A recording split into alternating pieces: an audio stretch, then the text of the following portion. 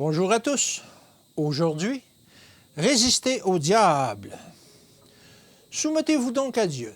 Résistez au diable et il fuira loin de vous. Jacques 4, verset 7. Ève pensait qu'il n'y avait pas grande importance à cueillir un fruit de l'arbre défendu. Il était agréable à la vue et au goût, et il semblait apte à rendre intelligent. Mais quelle terrible conséquence! Ce n'était pas une petite affaire que de renoncer à sa fidélité envers Dieu. Les écluses du malheur s'ouvraient sur le monde.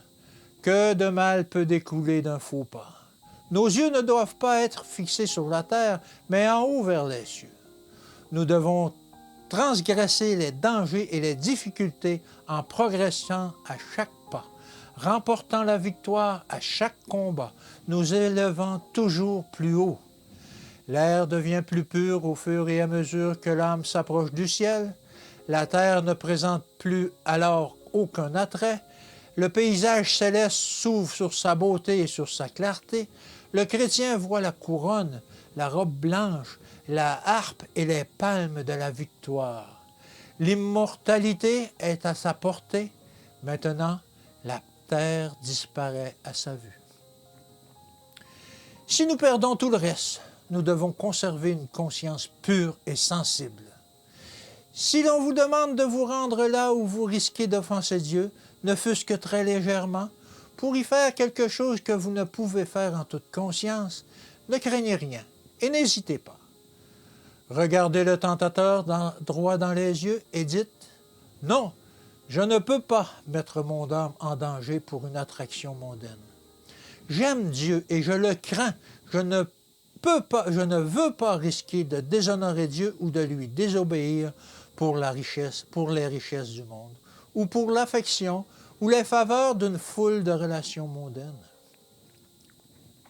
J'aime Jésus qui est mort pour moi, il m'a racheté, j'ai été racheté par son sang, je serai fidèle à ce qu'il attend de moi, et mon exemple ne sera jamais pour les autres un prétexte à quitter le droit chemin du devoir. Je ne serai pas le serviteur de Satan et du péché, ma vie tracera un chemin lumineux vers le ciel. Un seul mot pour Dieu, résistez silencieusement. Même sauvera non seulement votre âme, mais des centaines d'autres. Le moment est venu où chaque âme doit se tenir debout ou tomber, suivant ce qu'elle mérite.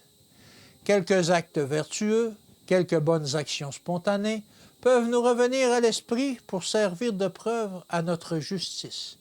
Mais Dieu exige le cœur tout entier. Il n'acceptera pas d'affection partagée. Il n'acceptera pas le don si tout l'être tout entier ne lui est pas offert.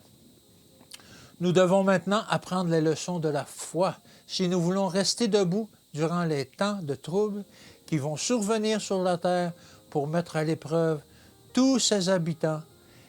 Nous devons avoir le courage des héros et la foi des martyrs. Que Dieu vous bénisse aujourd'hui et à demain.